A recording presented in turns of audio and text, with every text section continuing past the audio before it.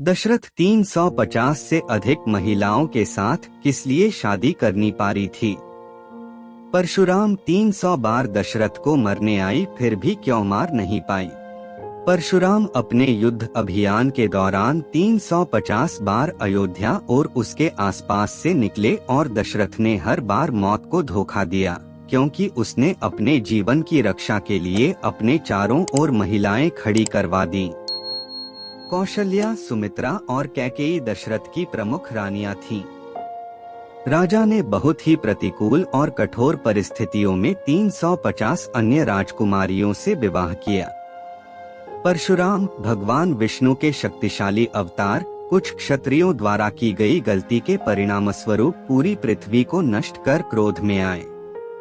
परशुराम पूरे विश्व में यात्रा पर थे और उनके रास्ते में आने वाले प्रत्येक क्षत्रिय को काल के गाल पर लाया जाएगा।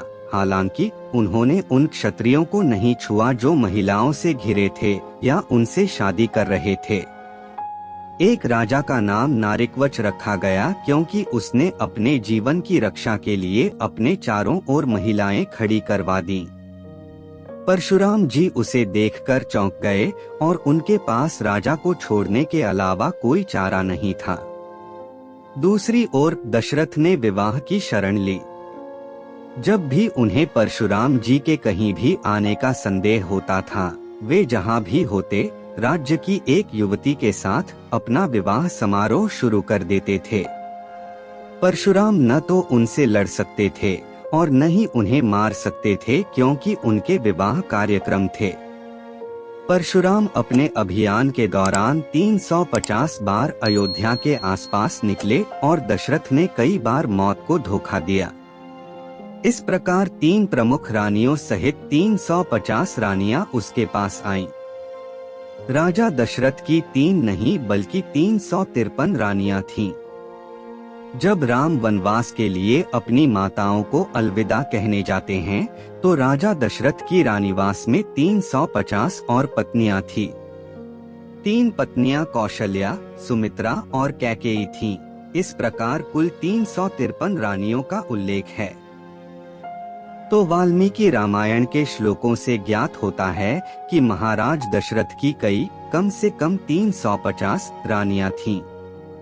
इसके अलावा महर्षि वाल्मीकि लिखते हैं कि महाराज दशरथ अपनी 3 मुख्य पत्नियों कौशल्या, सुमित्रा और कैकेयी को समान रूप से प्यार करते थे।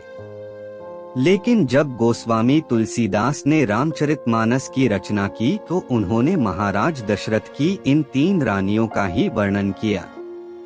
इसके साथ ही उन्होंने यह भी बताया कि महाराज दशरथ अपनी 3 रानियों में कैकेयी से सबसे अधिक प्रेम करते थे।